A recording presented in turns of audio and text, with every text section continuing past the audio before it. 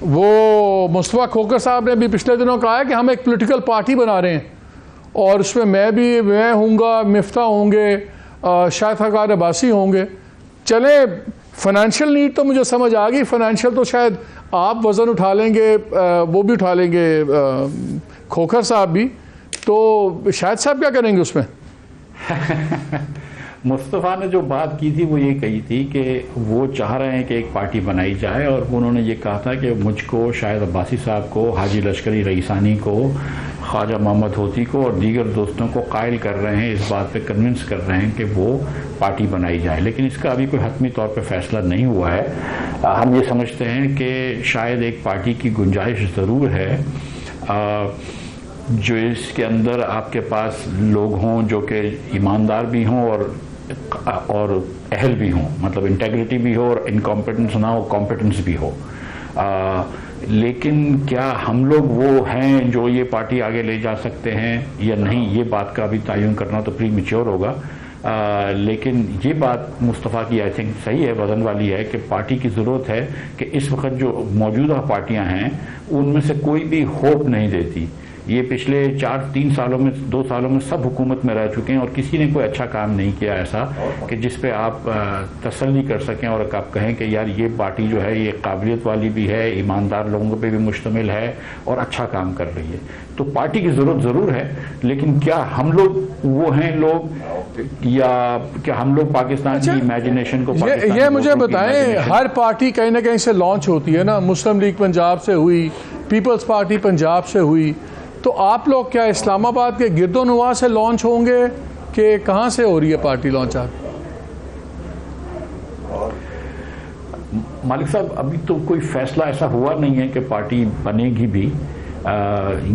To سے کہ ایک پارٹی کی ضرورت ہے، اینڈ ٹو سے کہ میں اور لوگوں کو قائل کر رہا ہوں، دوستوں کو، مصطفیٰ نے بالکل قائل کر رہے ہیں، از ناٹ ٹو سے کہ پارٹی بن رہی ہے. تو ابھی تو وہ اس برج پہ پہنچے ہی نہیں ہے، تو جب برج پہ آئیں گے تو پتہ چلے گا. اچھا اب آ جائیں ذرا اکانومی پہ آ جائیں. یہ جو شہباز رانا کی خبر تھی اور اس کا کوئی ڈینائل ابھی تک نہیں آیا، بڑی وہ سالڈ خبر تھی، مطلب کہ ویلٹ سے عجیب سی وشی واشی سا گورنمنٹ نے بات کی ہے.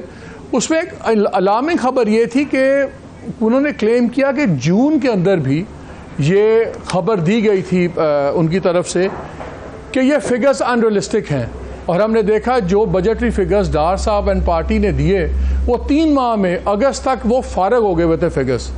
تو یہ کیا ڈیلیبریٹ یہ نااہلی تھی، یہ فگر فجنگ تھی جو اسحاق ڈار صاحب اینڈ ٹیم نے کی ہے، کیا تھا یہ؟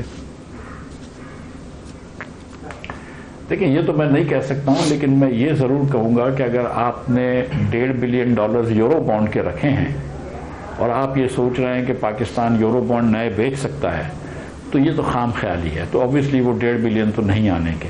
اس طرح جو انہوں نے نئے لونز کی ذکر کیا ہے، تو اب مجھے نہیں پتا کہ وہ ری رول کی بات کر رہے ہیں یا وہ کون سے لونز کی بات کر رہے ہیں. جو لونز آپ نے مثال کے طور پہ اگر چین کے بینکوں سے لیتے ہیں جس کے اندر چین کی حکومت کا بڑا ہاتھ ہے تو وہ ممکن ہے، لیکن ویسٹرن بینکس اور مڈل ایسٹرن بینکس جو ہیں وہ اس دور میں نئے لونز دیں، یہ بڑا مشکل ہو جائے گا. لیکن Asian development bank, world bank, Islamic development bank یہ لونز دیتے رہتے ہیں. So I am not quite sure کہ ان کی پروجیکشنز میں کہاں سکم ہے یا یہ صحیح ہے یا نہیں، لیکن it is what it is.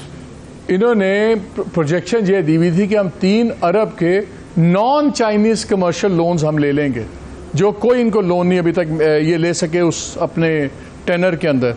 اب فائنانس منسٹری کے بارے میں کہا جا رہا ہے کہ ہوپ فل ہے کہ 1 بلین چائنیز کمرشل مل جائے گی اور کچھ 600 ملین دوسری ریسورسز سے آئیں گے. مجھے اب ایک بتائیے، اتنا بڑا گیپ، 4.5 ارب کا ایکسٹرنل فائنانسنگ کا گیپ، اور پھر آپ کا اپنا 1 ٹریلین، یعنی کہ انہوں نے جو اپنی ڈیٹ سروسنگ کی نیڈز بھی کیلکولیٹ کی ہوئی تھی وہ 18% مارک اپ پہ تھی، اور پتہ تھا کہ مارک اپ بڑھنا ہے، اور 22% ہو گیا. اس 18-22% پہ جب آپ جاتے ہیں تو 1 کھرب اور آ گیا بجٹ کے اندر. میں صرف یہ سمجھنا چاہ رہا ہوں کہ جو چیز ٹریبیون کے سمارٹ اکنامک رپورٹر کو پتا تھا، جو چیز اخبارات میں ایڈیٹر اور کالم لکھنے والوں کو پتا تھا کہ یہ فگرز غلط ہیں، یہ فگرز ریئلسٹک نہیں ہیں، کیا وہ ڈار صاحب کو اور ان کی اکنامک ٹیم کو نہیں پتا تھا؟ کیا وہ اتنے نااہل تھے یا ان کو پتا تھا اور انہوں نے اپنے صرف فگرز بہتر بنانے کے لیے، سٹوری بنانے کے لیے یہ کیا؟ میں I want a blunt answer. Sir یہ بلنٹ آنسر تو میرے خیال سے میں دینے سے قاصر ہوں. میرے خیال سے یہ تو بیسٹ یہی ہے کہ آپ ان سے پوچھ لیں جنہوں نے یہ فگرز لکھے تھے. لیکن میرے خیال سے یہ جو ابھی 22% جو ڈسکاؤنٹ ریٹ ہے یا پالیسی ریٹ ہے، اس پہ کوئی بہت زیادہ لوگوں کو حیرت تو نہیں ہے، بہت زیادہ لوگوں کو پریشانی تو نہیں تھی کہ یہ ریٹ بڑھنے والا ہے. جب ریٹ بڑھ رہا تھا تو ہم ایکسپیکٹ کر رہے تھے. انفیکٹ ہم بڑے خوش ہوئے جب اس بار اسٹیٹ بینک نے ریٹ نہیں بڑھایا. اور جب آپ کا 30% مہنگائی چل رہی ہو تو 22% سے کم کیا ریٹ رکھیں گے اسٹیٹ بینک بھی؟ تو یہ بات میں تو کوئی اتنا اچنبھر نہیں ہے. اور جو دیگر بات آپ نے کری، جو دوسری بات آپ نے کری کہ ہم اگر ایکسپیکٹ کر رہے ہیں کہ $3 بلین ہم کو کمرشل لون مل جائیں، تو یہ تو اس وقت مناسب نہیں ہے نا. جب آپ کو ایگزسٹنگ لون سروس کرنے میں مشکل ہو رہی ہے، جب آپ ایگزسٹنگ آپ کا جو بانڈ ہے وہ 50-60 پیسے میں بک رہا ہے، جو 26 کا اور 30 کا بانڈ ہے، 2026 کا یا 2030 کے ڈیو بانڈ ہونے والے، تو اس وقت کوئی نیا بانڈ تو آپ سے نہیں خریدے گا. تو یہ تو میرے خیال سے اس قسم کے پروجیکشنز جو تھے وہ تھوڑے سے مشکل تھے.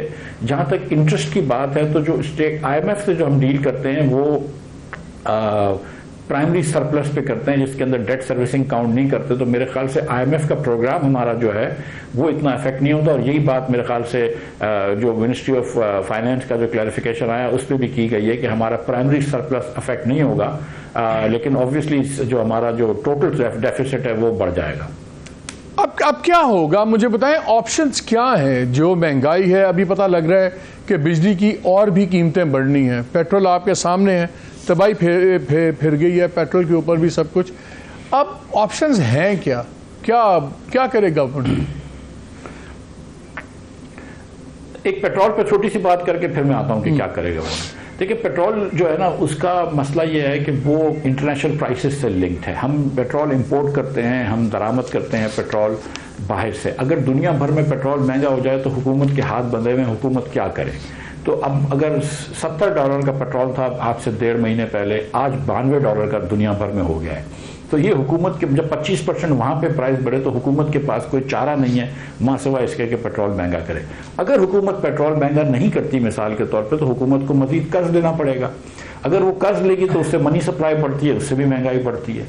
اب جو حکومت کیا کرے تو وہ بڑا آسان جواب ہے، مشکل ہے لیکن مطلب جو اونلی جواب وہی ہے کہ ہم یہاں پہ اس لیے پہنچے ہیں کہ ہمارے اخراجات جو ہیں وہ ہمارے وسائل سے بہت زیادہ ہیں. ہم 20 سال سے بہت بڑا 10-12 سال سے بہت بڑے ڈیفیسٹس کر رہے ہیں. NSC ایوارڈ کے بعد اور 18ویں ترمیم کے بعد ہم بہت بڑے ڈیفیسٹس کر رہے ہیں. ہم کو اپنا ڈیفیسٹ سکھانا ہوگا. ہم اپنی چادر دیکھ کے پیر نہیں پھیلاتے.